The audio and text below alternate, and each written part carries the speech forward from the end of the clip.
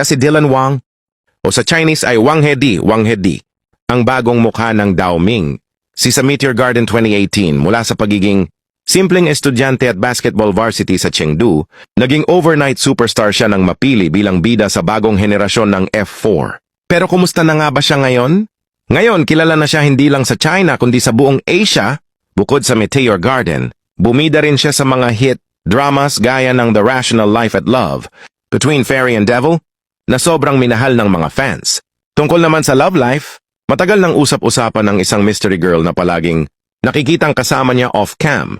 Ayon sa mga fans, non-showbiz daw ito at sinasabing matagal na silang magkakilala. Pero hanggang ngayon, wala pa rin siyang official na inaamin. Very private talaga si Dylan pagdating sa puso. Sa social media, bihira siyang mag-post ng personal life.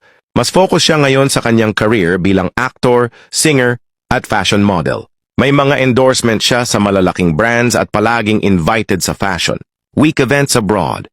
Pero kahit super sikat na siya, marami pa rin ang nagsasabi, masarap pa ring balikan ang Dylan Wang noong Meteor Garden days.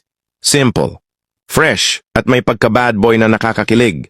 Kaya ikaw, kung naging fan ka ng Meteor Garden 2018, Team Dylan ka ba?